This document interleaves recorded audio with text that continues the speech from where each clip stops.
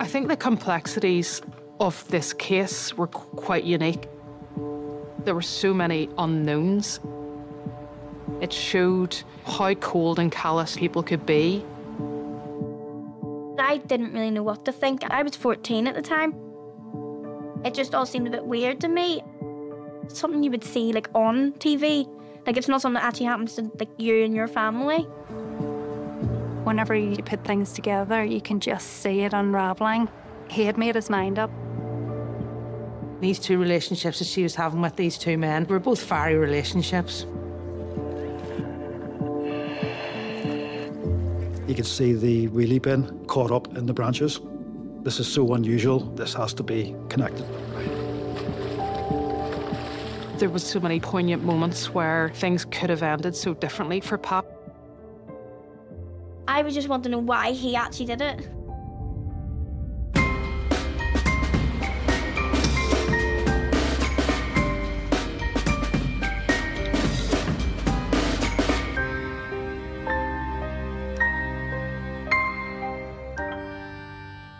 I'm Morgan McCormick and I'm 19 and I'm from Newton Arts.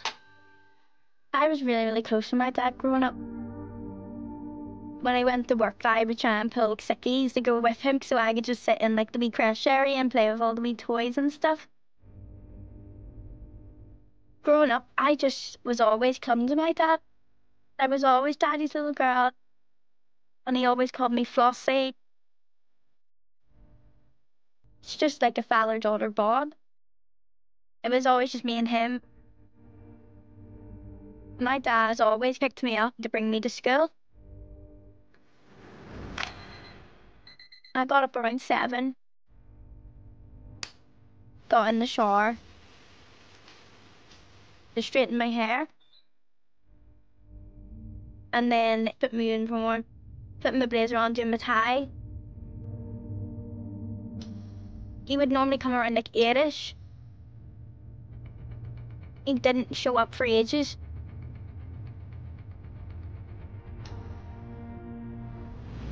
And we were just waiting and waiting and waiting.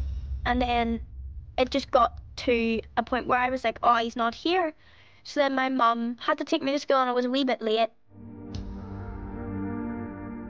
And I was telling my friends, like, it's really weird, my dad's not replying. My friends were all like, oh, that's not like him.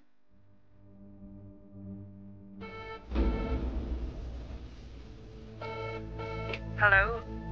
I'd like to report a missing person, please. It was initially reported on Saturday, the 1st of June, and it was a work colleague of Mr. McCormick who had reported him missing. My name is Heather Campbell. I'm a Detective Chief Inspector in the PSNI. I was in a team of specialist investigators who primarily investigate any major incident or major crime. It was actually William McCormick, but he was known by everyone really as Pat McCormick. He was 55 years old in 2019. A father to 4 children. He worked as a care worker, and he also had a part-time job as a caretaker in one of the local churches. For the past while, he had been living back home at his parents' address in Saintfield. The local CID detectives were treating it as a missing person investigation and were carrying out all of the normal activities. You go and speak to the last person he was with, the last people he'd spoken to, his friends, his immediate family. The concern that police had escalated quite quickly. Mr. McCormick had just disappeared, hadn't made any contact with anyone, which is very unusual. He hadn't used any form of social media, he hadn't used any banking that was linked to him. Hadn't been reported as being involved in any incident, he wasn't in a hospital. And the people that were closest to him simply did not know where he was. It was highly unusual that he hadn't picked up his daughter from school on the Friday. He would do this every day. He would take her to school and collect her. Without any warning or notice, that just did not happen on the Friday.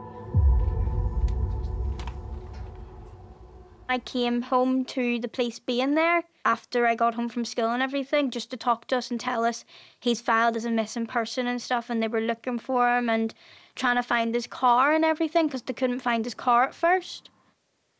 I didn't really believe any of it. I was 14 at the time, so I was just like holding on to all the hope I could. So I just thought of it as, oh, like he's just being silly, like something, like he's not actually missing sort of thing. Something you would see like on TV. Like, it's not something that actually happens to, like, you and your family. I was like, he's around somewhere, like, they will find him eventually. Heather began her investigation by building a timeline of Pat's final movements. It became clear that Mr. McCormick had last been seen on Thursday, the 30th of May, 2019. That was when he was at home at his parents' address in Saintfield. At around 5 to 9 in the evening, he had received a phone call.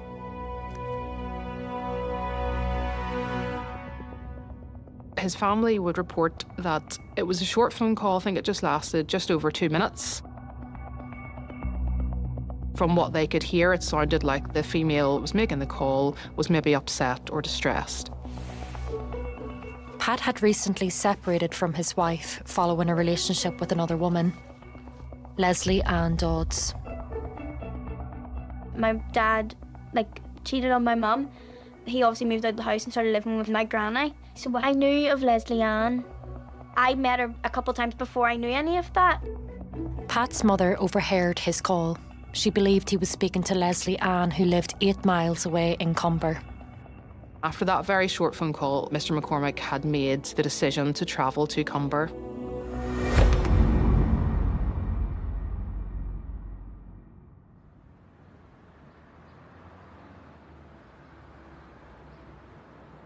Leslie Ann Dodds was 20 years old. She had met Pat through work. They worked together as care assistants, and during that time, a relationship had developed between them. It seemed like the relationship had been going on for a number of months. The exact sort of reasons why that relationship started wasn't necessarily clear to police. There was a significant age gap between Pat and Leslie Ann. Heather knew that Leslie Ann was potentially the last person to see Pat, and they had to talk to her. She actually reported that she hadn't seen him since Tuesday, the 20th of May, and had not been in contact with him, which was probably the first point where police started to think there's something not quite right here in terms of what we're being told. This conflicted with Pat's mother's account of the pair talking the night he disappeared. We were starting to get information from phone data, from witnesses, from colleagues and friends, which clearly, you know, a lot of people knew they were in a relationship, and there would have been daily contacts between Leslie Ann Dodds and Pat, certainly up until the Thursday when he went missing. We also were keen to then check Leslie Ann Dodds' address in Comber because we believed that that was the location that he was travelling to on the Thursday night. That was met with some suspicious resistance. She just didn't understand why police would want to check there for him, and she certainly wasn't willing to come to meet police to let us do so. And again, that was a bit of a red warning flag to police that something's not quite. This isn't how a normal girlfriend or friend or partner would react to someone that was missing. My name's Jennifer Ray, and I'm a detective inspector in the PSNI. Leslie Ann wouldn't come over to allow them into the flat. Her mother had told the police that Leslie Ann Dodds didn't want to, in case she got arrested. Her mother had said that she would give permission for them to force entry. So a period of time later, the local police and team officers then had to force their way into Leslie Ann Dodds' house because they had no other means of accessing the property at that stage. It was a second-floor flat in a multi-occupied building, and it was right on Castle Street, right in the heart of Comber, on one of the main busy roads through the town. There was a very strong smell of bleach in the communal hallway as they entered the building. Whenever they went up to Leslie Ann's flat, there was no sign of a disturbance and nothing really that would suggest that anything had happened and that Pat wasn't actually in that house at that stage. It was unheated. There was no electricity, so it was quite clear that no one had been living there, perhaps for weeks before that.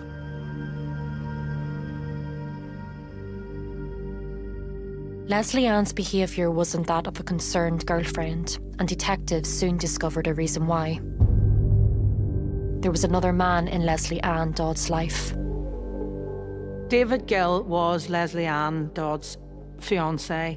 I think they'd been together 4 or 5 years before this happened. I don't know how long that the affair was going on, but there were suggestions from Pat McCormick's wife that this had been going on from round about Christmas, so maybe 5 months.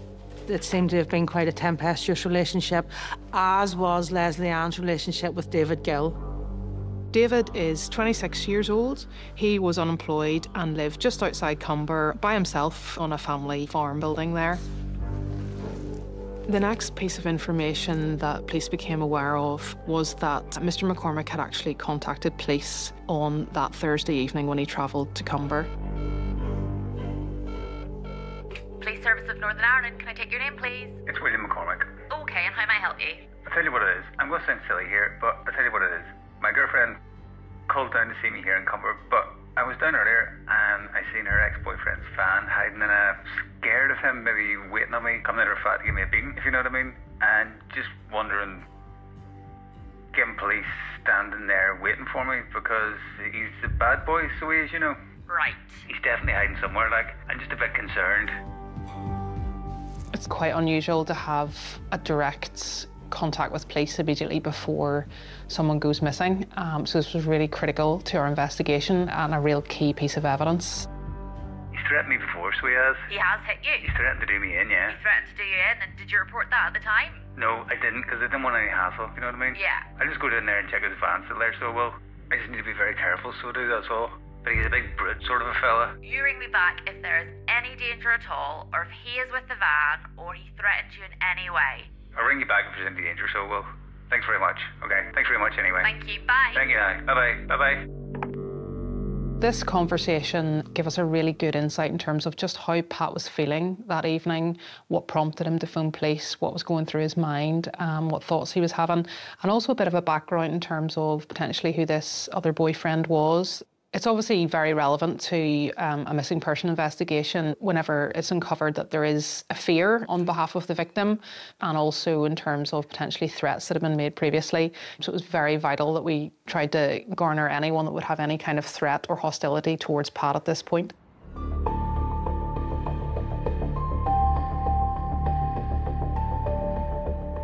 We didn't have strong evidence to support that he had come to harm. Obviously, it was a hypothesis being followed, but there absolutely was evidence that he had come to Leslie Ann Dodd's apartment potentially to meet David Gill there, or certainly that he was present there, and that there was involvement of Leslie Ann Dodds. So the decision was made that both David Gill and Leslie Ann Dodds would be arrested on suspicion of kidnapping. This then allowed us to bring them into police custody, to carry out whatever searches we needed to post-arrest, and also to get their formal account in terms of what had actually happened. Just 3 days after Pat's disappearance, detectives made a decisive move.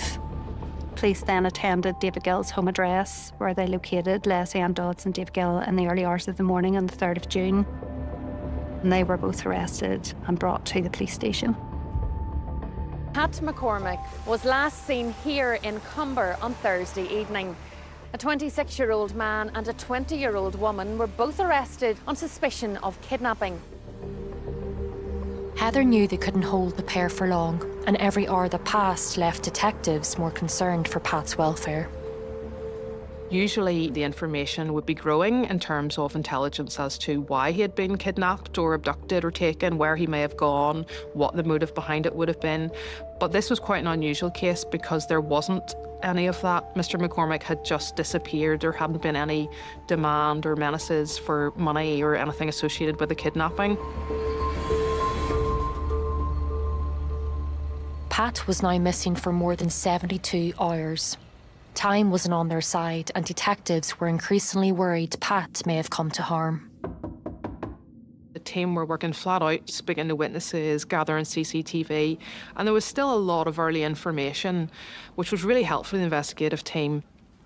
I think we had in excess of over 80 different sites of CCTV that we were interested in and around Comber. There's also, I think, in excess of 170 witnesses identified in those early days, so there was a lot of people to talk to. Heather was hoping CCTV would allow her to piece together the movements of both Pat and David Gill the night Pat disappeared. CCTV was viewed in and around the area of Castle Street in Comber. Behind me is the building where Leslie Ann's flat is located, and also Castle Street.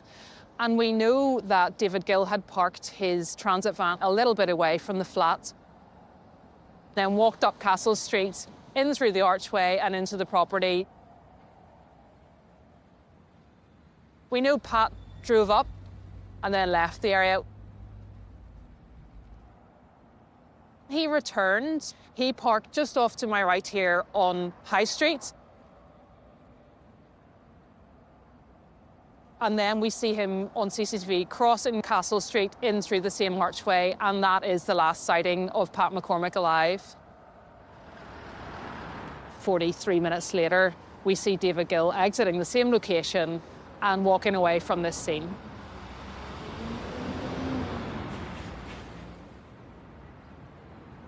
Heather and Jennifer suspected that there was an altercation between the two men while they were in the flat, but they had no proof and hoped technology could provide some. Quite often, phones would be seized as part of an arrest and give an insight in terms of relationships and connections with people. Phone data is really important to any major crime investigation. It obviously provides both geographic location, but it also provides a picture as to not just how people were moving, but how they were interacting, what phone calls were made, what phone calls weren't answered, what attempts were made to phone people. The investigation turned to cell site analysis to build a timeline of movements of both the suspects and Pat that night. Cell site analysis is the way in which we are able to locate the general area of a mobile phone from the phone records that it's created historically. Then, depending on the case, we would use radio frequency surveying for the finite detail as to whether that cell provided coverage a specific location or not. My name is Paul Hope, and I'm a cell site analysis and radio frequency surveying expert. Paul can use the data from mobile phone cell sites to establish the location of a particular mobile phone. When you look at the call data, it appeared as if Dodd's phone had been phoning the victim shortly after 9:30. This was the phone call heard by Pat's mother. But it wasn't the only communication between Pat and Leslie Ann that night. This is a detailed log of all the communications on the night in question between Leslie Ann Dodds, Pat McCormick and David Gill. The call logs show both the phone messages and phone calls between Leslie Ann Dodds and Pat McCormick. So this is obviously in direct contradiction to the account that Leslie Ann Dodds first gave to police and then continued to give to police. We were aware of these inconsistencies, and we believed that Leslie Ann Dodds was withholding the truth, potentially lying. And again, this was a real flag and warning sign for us as investigators. So we can see from these call logs that we know on that evening she was in phone contact with Pat, but she also critically was in contact with David Gill. And that shows a level of orchestration and really Leslie Ann's involvement. As the night wore on, the messages to Pat became more persuasive. At 21 minutes past 9 on the 30th of May, and it stated, "I've left him on way to mine, do you want to stay at mine?" Pat then replies to Leslie Ann Dodds 4 minutes later saying, "Hi, you told me you wanted nothing to do with me. I think you're trying to set me up to get a kicking, are you?" Leslie Ann Dodds sends a further message to Pat to inform him that "I've left him for you. Please come and stay at mine. You wanted me to make a choice, so I've left him for you." So again, this clearly plays into there's a third party at play here, and also again, potentially some kind of motive in terms of what has then happened and why Pat has simply disappeared. Over the next sort of 10 minutes or so shows a lot of back and forth between Leslie Ann Dodds and Pat McCormick. And it's very clear that Pat's very unsure as to what Leslie Ann's trying to do. Pat then, after 9:30, texts, "Hi, I am on my way." While Pat was on the move, so too were the phones belonging to Leslie Ann and David Gill. Around 21:30 on the night, Gill's and Dodd's phones, not necessarily users, have stopped using cells that provide coverage at Gill's home address and have moved together, mirrored movement, to cells that provide coverage here at Dodd's address. Gill's phone detached from the network and was potentially turned off. Didn't come back on again until just before midnight, by which time he was back at his home address at Ballyglighorn Road. I'm saying he turned his phone off. There are numerous reasons why a phone can detach from the network. It can be battery failure, but you need to look at how often does this target phone turn off. In this case, it was unusual. While both David Gill and Leslie Ann Dodd's phone were in Comber, only David Gill was seen on CCTV, driving his blue transit van. The CCTV showed David Gill arriving in Comber and entering Leslie Ann Dodd's flat. And we knew from phone data that both David Gill and Leslie Ann's phones were believed to be at that location, which obviously prompted the question, why was Leslie Ann Dodd's not seen on the CCTV footage with David Gill? Leslie Ann Dodd's was clearly elsewhere, and potentially her phone was not with her or on her person. David Gill had taken Leslie Ann's phone with him to Comber. Detectives believe she remained at Gill's house, from where she was able to keep in touch with Pat using a laptop and a landline. Pat McCormick had sent a message to Leslie Ann Dodd's at 10:06, saying simply, "Hi, ring me." So at this point, it's quite clear that Pat is obviously very anxious and worried and wants direct conversation by way of a live phone call with Leslie Ann, and he's not getting that. Someone did not want to reply by way of a phone call. A matter of minutes later, Pat again texts Leslie Ann saying, "I want to talk to you on the phone first. If you don't, I'm not coming up." So that then results in quite an angry reply. Pat then replies to that message saying, "Hi, no problem, that suits me." Pat then phones his mum to say, "Look, I'm on my way back home, don't wait up for me, leave out a key," and gives every indication that he's going to leave Comber and travel home and spend the night there. At this point, he made the 101 call saying he was concerned David Gill may be laying in wait. Well, what is it you want the police to do? I want them to stand in the road till I go upstairs. All I want is to get through the door upstairs into their flat. That's all I want. It'll only be a few minutes. However, while he was talking to police, someone was trying to call him from a landline with a withheld number. The next sequence of communications are very interesting. So there's a number of phone calls from David Gill's landline, which was withheld. At the same time, there's a number of messages from Leslie Ann Dodd's mobile to Pat, and they were trying to tell Pat that it was Leslie Ann trying to phone him from a withheld number. Detectives believe the two suspects were attempting to deceive Pat into believing Leslie Ann was at the flat, so that he would call to the property. Their plan worked. Pat sent a text message saying, "I'm coming into Comber in 2 minutes." Less than 5 minutes later, Pat's then seen on CCTV entering through the archway in Comber towards Leslie Ann Dodd's apartment. 43 minutes later, David Gill is seen exiting through that same archway, and there is no sign of Pat.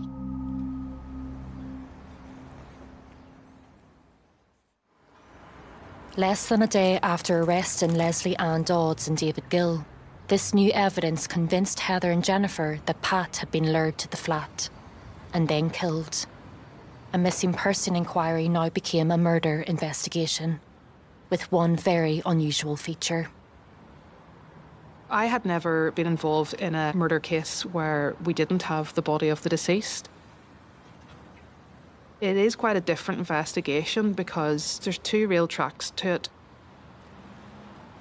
Recovering the body of Mr. McCormick, partly for evidential value and to prove the case of the murder. But also, at the heart of this, you have a family who still have their loved one, their father, their son missing, and they want to know what has happened to him.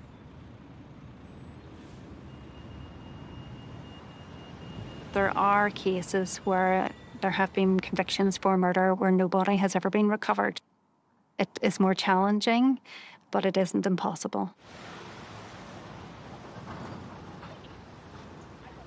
We further arrested both Leslie Ann Dodds and David Gill on suspicion of murder, and it was declared as a no-body murder investigation at that point. On Monday, a man and woman, both in their 20s, were arrested on suspicion of kidnapping. Last night, the PSNI said they'd been rearrested on suspicion of murder. The police also said they'd been granted an additional 36 hours to question the man and woman. Although no body has been found, police now believe Pat McCormick has been murdered.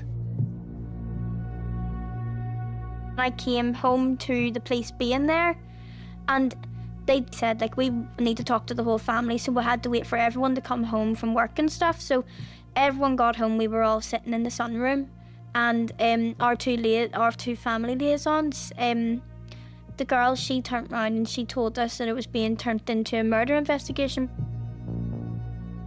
My older brother, Mackenzie, he was very hopeful and he didn't believe it.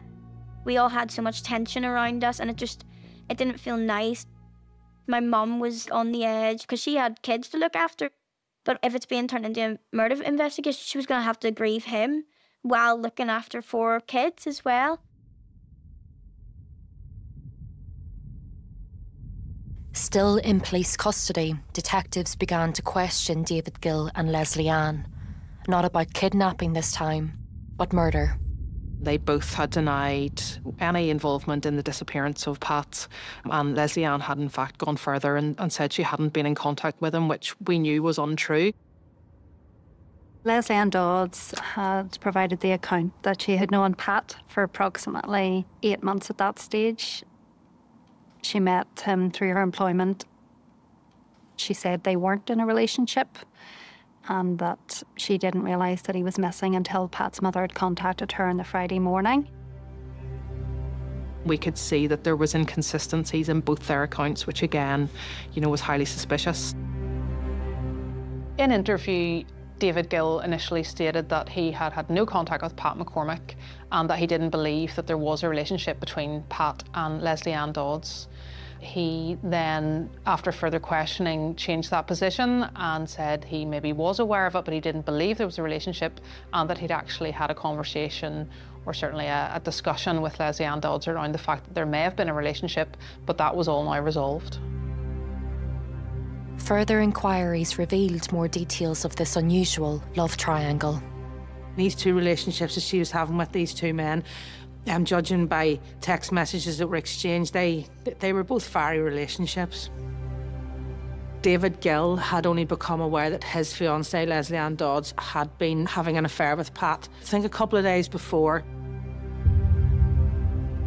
He also contacted Pat McCormick's wife to let her know about the affair, and she was able to tell them that she also knew. So it would appear that David was one of the last people to know in that small circle that his fiancée was, in fact, having an affair with Pat McCormick. None of this necessarily helps you to prove the murder and the killing of Pat McCormick. We didn't have Pat's body still. We didn't know exactly how he died. That was our strongest hypothesis. But at that point, we weren't quite there. And so we got to the point of the day where we actually released Leslie Ann Dodds and David Gill on bail, which wouldn't be unusual, and that's to allow us to conduct those further inquiries, because you can't hold, suspects in custody for endless periods of time. Police had a motive, jealousy, but they needed hard evidence and decided to track the movements of David Gill and his blue transit van after he had left the flat the night Pat went missing. There was a lot of really significant developments, both on witness inquiries and in CCTV, which my team of detectives gathered. We became aware of very significant movements of David Gill the day after, in the early hours of the Friday morning. So we knew that he had travelled from his home address back into Cumber Town Centre before 7 a.m. on a Friday morning. David Gill had taken a route through the town. He then parked his transit van as close as he could to the premises here. and then had used the back entrance through the ground level. This wasn't an area that was particularly busy at that time of the morning, so it gave him some cover from members of the public or other witnesses potentially seeing what he was doing. We had witnesses reporting that a fairly heavy-set male was cleaning up around the apartment area, carrying out bags of rubbish to a blue Ford Transit van, which was parked right behind the flat.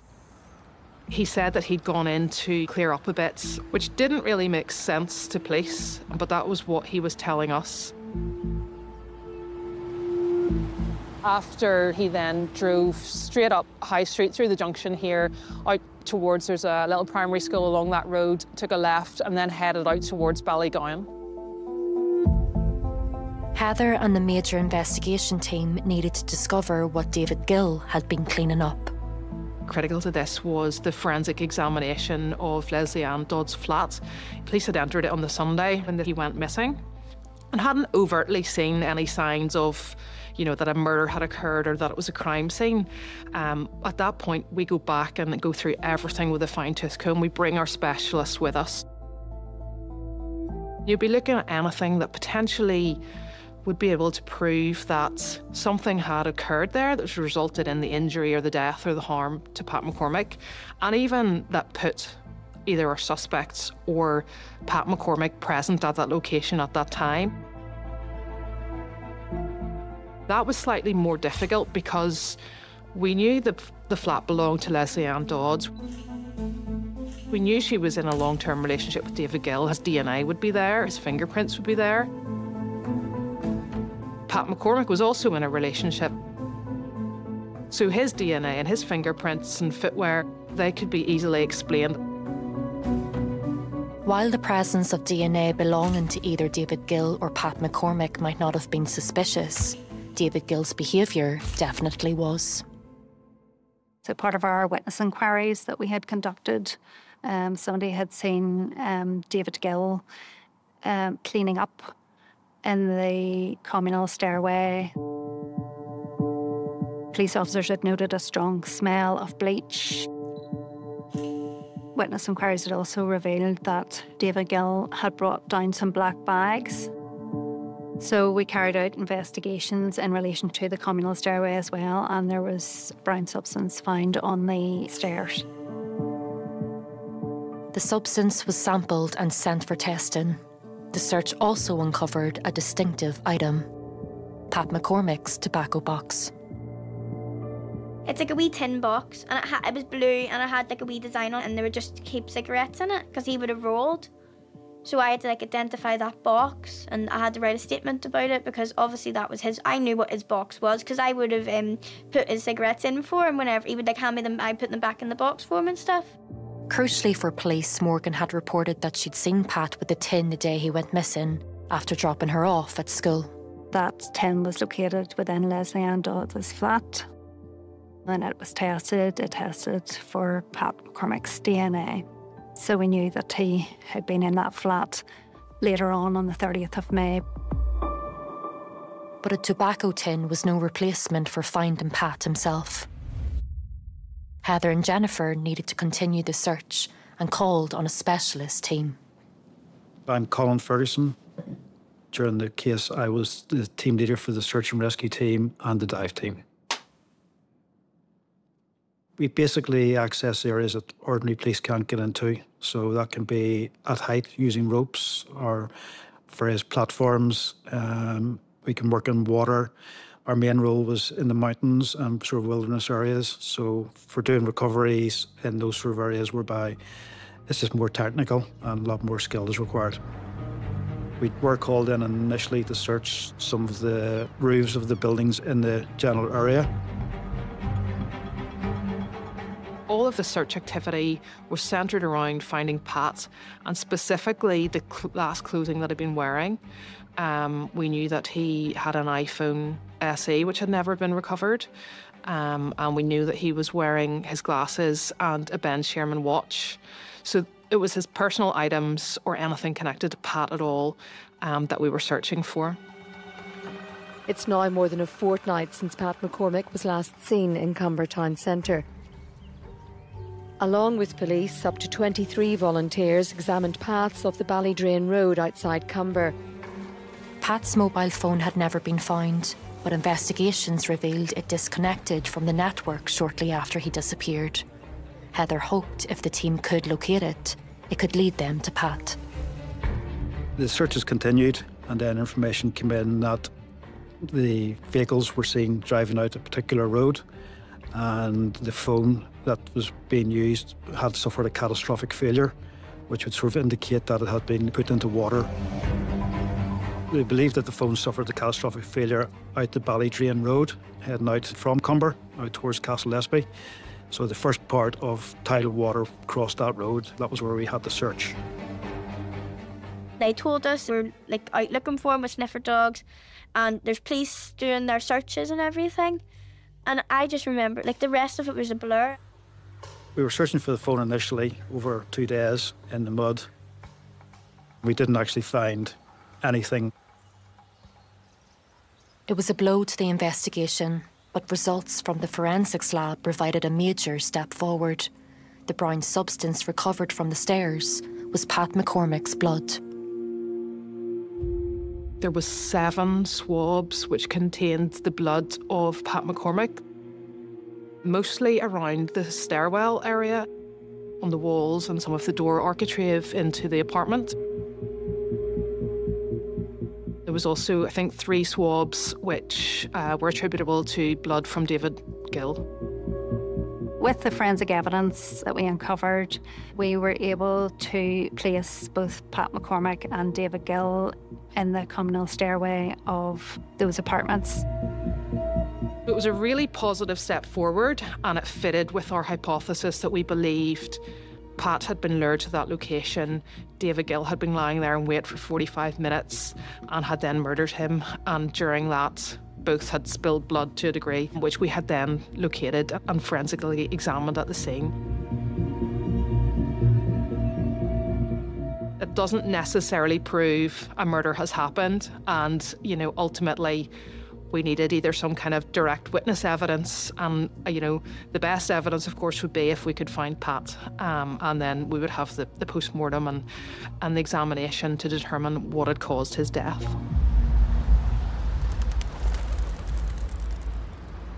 Heather and Jennifer needed to discover where David Gill had gone after cleaning up the flat and leaving Cumber. He remains at home for the next sort of 3 hours or so, at which point on CCTV we see he returns to Cumber. He drives out to the Macra Scouse Road between Cumber and Ballygowan, and it was unclear what he was doing. We had viewed a lot of CCTV on the different routes that he would have taken before, and his vehicle wasn't picked up on those routes. And then his vehicle isn't sighted again on CCTV for approximately 3 hours. What we could see from all of the CCTV, which was being gathered from so many different locations, that throughout the day he changed his outfit 3 times. It does make you wonder why, if he wore the same clothes all day the previous day, that this was a change in his behaviour, and that there must be a reason for it. He returned home via a shop in Lisbon, and on that CCTV footage you could actually see that from his knees down, the trousers that he was wearing were visibly wet and muddy. He went into the shop and he bought himself a pizza and he bought a bottle of bleach, which was highly significant to the theory that we were working on in terms of the body deposition. David Gill's appearance suggested he was in a wet, muddy environment that afternoon. This was valuable information that Heather and Jennifer could use to narrow the search area. All of the pieces of the puzzle were starting to fit together, and we were getting to see what David Gill did throughout the Friday and how he got rid of the body and how he was trying to then get rid of any evidence or connection to himself. Despite analysing hours of CCTV from over 80 different sites, the team still couldn't fully account for David Gill's movements. They turned to the public for help. As part of the investigation, we did 19 media releases in the first 6 weeks. If you're out in the Cumber area and you come across discarded clothing, please get in contact with detectives at Musgrave Street. The public appeals paid off. Information came in that there was 2 large bodies of water in this Ballygowan area, somewhere quite remote. The caller claimed David Gill had a connection to a property beside one of these bodies of water. Obviously, areas where there are bodies of water are potentially more preferable for someone to dispose of a body because you have that physical cover, and also it's slightly more difficult to maybe recover or for a member of the public to disturb it or to find anything. It seemed to provide an ideal place to conceal a body. It was an area that he was familiar with and probably would have been comfortable to go to do something like to dispose of the body. It also was just set back slightly from the road and had quite good vegetation and cover around it. We decided that that lake was so significant that we wanted police divers to search it. Once we get the call, we get the plan, we'll obviously look at photography and mapping of the areas, see the size of it, and then come up with an estimate of how long that will take.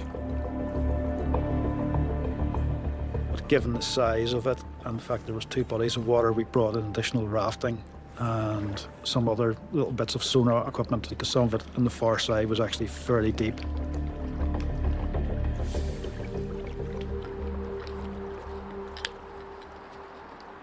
When you're diving in a quarry, you have quite sheer sides on it.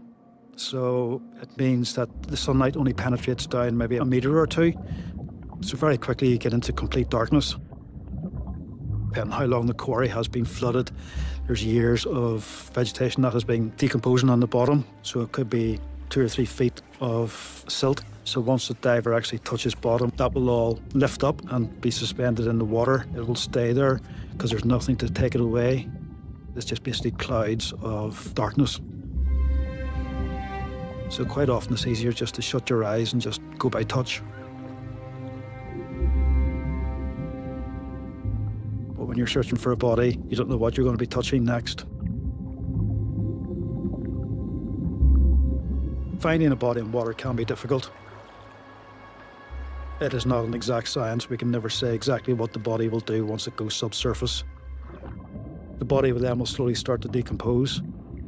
The warmer the water, the faster people will start to decompose. But the team weren't just looking for a body. The media appeals had delivered another significant lead. A member of the public came forward and said, I heard your appeal and I was just thinking that it may or may not be relevant, but my bin went missing around the time of Pat's murder. It was highly relevant that someone who lived to the rear of the flats was reporting that in around the time they'd actually purchased a new bin and then it had gone missing. It can be difficult to move a body. Experience and professional judgment will tell you that, suitcases and, wheelie bins, just a normal household black bin, potentially could have been used in that action. The first search area was a larger quarry with a slightly adjoining smaller quarry. Given the size of it, we thought we would start that large quarry first. We searched the shallow bits and then the sides, then moved out onto the actual bed of the quarry. It started to tail away quite deeply. So it took a good day to clear those initial areas. And the second day then we decided that we would use the raft to go out and check the smaller areas. As we were paddling out, we saw a rope just below the surface. We tried to pull up the rope, but it was too heavy. Got a little bit more difficult because there were some trees that had fallen down into it. But the diver was able to overcome them, and then you could see the wheelie bin that was caught up in the branches. We have permanent communications with the diver. He was describing the wheelie bin as being new. There was no rust or anything on the wheels. It was still bright and shiny. The rope was wrapped around the top of it. That was floating up towards the surface. And he described the wheelie bin as having a ratchet strap right around it, securing the lid into it. We thought, this is so unusual, this has to be connected to the case. And we were able to get a rope to that, and team on the surface then hauled it up onto the bank.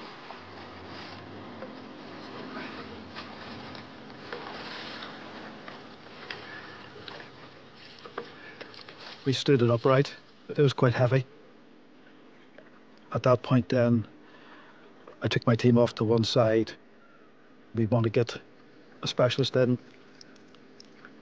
I received a phone call that they'd found a black wheelie bin which contained the body of Pat McCormick. There was almost a sense of relief. We had found him, and that was going to be so valuable in terms of the forensic case and being able to then charge Leslie Ann Dodds and David Gill with murder. But it also meant that the family were going to get him home, and we're going to be able to give him the family burial and to say their goodbyes. They told us they'd found a body in the bottom of a lake. It was confirmed it was my dad because they had to check dental records, and they checked he had tattoos on his arms and his chest. I didn't want to believe it was my dad at all. I just remember feeling very empty and drained, and I just felt as if a part of me was taken away. I was so close to him, so it felt like a part of me was ripped out of me. I remember just feeling awful. The post-mortem report had proven that Pat had died from a very severe and prolonged beating. He had suffered 24 fractures to his ribs and a broken nose. The cause of death was as a result of those fractures to his ribs, which would have inhibited his ability to breathe and essentially caused his death.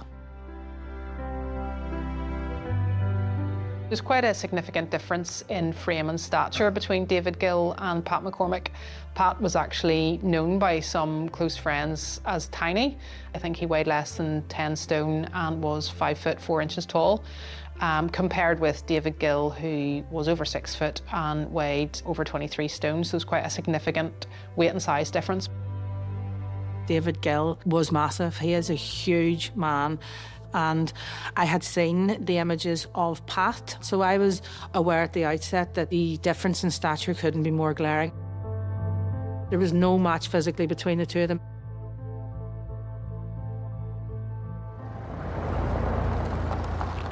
Detectives could now rearrest Dodds and Gill, and this time charge them with murder. They were both interviewed by my team throughout the day on the 11th of July. We took a phased approach to it. This was really to allow us to introduce all of the evidence that we now held, all of the CCTV and witness inquiries and forensics that had came back, and critically, the fact that we'd found Pat. And to ask him to account. You were there. You were with him for a 45-minute window, after which no one's seen him. We had a really strong case at that point. David Gill was prepared to talk to us and continued with his story that it was not him. He had been drunk that night and didn't remember and wasn't involved. You know, it was deniability, and he just was not moving from that point. Leslie Ann Dodds took a similar approach. At no point did Leslie Ann show any remorse or any guilt around what she'd done. She was not admitting to any involvement in the murder of Pat McCormick. The case that we were making wasn't that she had been involved in the physical murder or indeed even the removal and disposal of Pat McCormick's body. But she was instrumental behind the planning and the orchestration of what happened on that murderous night. I think it was 10 o'clock in the evening, I charged David Gill with murder, and shortly after midnight, Leslie Ann Dodds was charged with murder. The charge is read out to them. It's quite a formal process, and the reply is noted. I remember David Gill was staring at me while I read it to him, and he said, "Totally innocent, not guilty." And when the charge of murder was put to Leslie Ann Dodds, she simply replied no.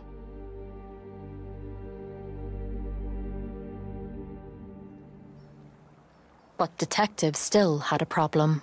They had no way to place David Gill at the quarry where Pat's body was found, and neither suspect was given anything away. So Heather turned again to Paul Hope's cell site analysis. He now examined the day after the murder. Gill's phone starts off at the home address and at about 7 a.m. goes over to the flat at Comber and then travels to and from again on a couple of occasions on that day. He's there on the last occasion from around 12:30 to around 13:30 on the Friday. And then his phone is turned off, or his phone detaches from the network, and it doesn't come on again until 16:20. It seemed David Gill had likely turned his phone off in a bid to hide his location, but he'd made a fatal error. This first map is a map of the location of the mast and the direction in which the cell is providing coverage for the specific cell ID that was used by Gill's phone at 16:20 when he turns his phone back on. That clearly is giving coverage in the direction of the quarry. Heather and Jennifer were confident they had a strong case. They could prove Pat went to Comber to meet Leslie Ann Dodds at her flat. Instead, he found only David Gill. There was a violent struggle. Gill later left the property alone, leaving Pat dead or dying. Throughout, Leslie Ann stayed at David Gill's house from where she was in contact with Pat. Gill returned the next morning and removed Pat's body in a wheelie bin. Phone records later placed him at the quarry where the body was recovered.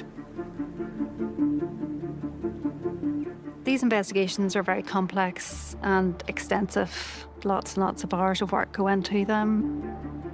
Our job is to try and get justice for Pat McCormick and to support his family through the process. I was finding it very hard to process. I was going out drinking with my friends every Saturday. I was trying to get distracted and not think about it. I don't think I've still processed it to this day. Just a part of us taken away. And we just didn't really know what to do with it. The trial process is a very difficult process for any family member who've lost a loved one in these horrific circumstances to sit through. There's post-mortem reports, there's evidence from the likes of police divers, there's CCTV that could be very upsetting. The trial was due to proceed. All of a sudden, David Gill's barrister asked the judge if his client could be rearranged. Nobody expected this. The clerk of the court asked David Gill to stand. He stood, and when the charge of murdering Pat McCormick was put to him again, on this occasion, on this Friday morning, he pleaded guilty. That doesn't happen very often. The court, it was really weird and it wasn't nice. We got there, the jury was all sworn in, and then all of a sudden, he was pleading guilty to murder. It did not surprise me because I knew the strength of the case. I knew the weight of the forensic evidence, the CCTV particularly, all of the phone data and the witness. It all pointed towards the fact that he had killed Pat McCormick that night and then had gotten rid of him the next day. The trial of Leslie Ann Dodds resumed 5 months later in Belfast. She was still maintaining that she was not guilty of murder, and on the day that her trial was due to start, a new charge of manslaughter was added to the books by the prosecution. That's an alternative to the murder charge, so she pleaded guilty to that. She was aware that David Gill was going to be at the apartment and that Pat McCormick was going there, and she was aware there was going to be some sort of physical altercation. The basis of her plea was that she didn't believe or didn't realise that there was going to be really serious harm. She just was aware that there was going to be substantial harm, and that was the difference. We were all happy, my brothers and sisters, they were happy that they were pleading guilty because it means it wasn't going to be a 6-week court case, because we didn't really want it to be dragged out because They always drag the victim's name through the mud, and my dad wasn't there to defend himself or anything. David Gill got 16 years, a minimum life term of 16 years, which is average for this kind of crime. Leslie Ann Dodds got 5.5 years, which was half in custody and half on licence, which is quite a typical sentence for a charge of manslaughter. On the 22nd of June 2023 at Belfast Crown Court, 4 years after Pat's murder, his family finally secured the justice they'd been searching for. David Gill and Leslie Ann Dodds were now both behind bars. I remember when they did get sentenced, I was really happy in the moment with the sentencing, but I thought she was going to get more years. It wouldn't have happened without her. Like, David wouldn't have ever met my dad, would have knew nothing about him if it wasn't for her. We've been stripped of our father. My dad will never get to see any of us grow up or get married. He'll never get to hold his future grandkids, and we leave here today with only memories of our dad who has been taken from us. Whenever you see the timeline and you put things together, you can just see it unravelling, and that great sense of Pat almost knew it wasn't right. He had made his mind up, and then he went back and just resulted in such sad and tragic consequences for him. Leslie Ann Dodds wasn't involved in the physical act of killing Pat McCormick, but without her involvement, it could not have happened, because it was that phone call that lured him back. And I think that's one of the coldest parts of this case, was that it could have turned out so differently if Pat had gone with his instinct or gone with the advice or the information police had given him and never returned. You know, it could have been a completely different ending for Pat.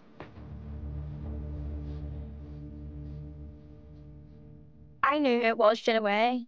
It was Leslie Ann and it was David, but I'm always pointing fingers at her because I knew that she was the one that done it, if you know what I mean. Like, she would have been the one controlling everything.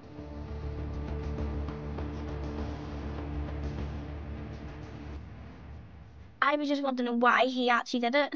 Like, himself, because he didn't know my dad, he didn't know anything about my dad, and she clearly knew nothing about my dad either.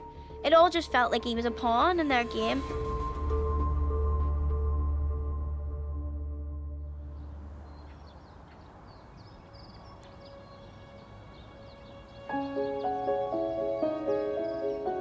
I just miss being able to see him, because I would have seen him every single day. I miss the relationship and the bond, because like, I would have turned to my dad for anything and I would have told him anything. I will talk to him. I'll tell him about my dad and how he's always in the back of my mind and everything.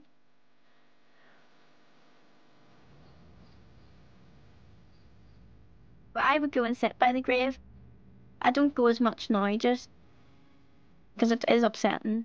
But it is nice going and sitting by the grave, knowing that like he's in there. Like his soul's gone, but he's still in there.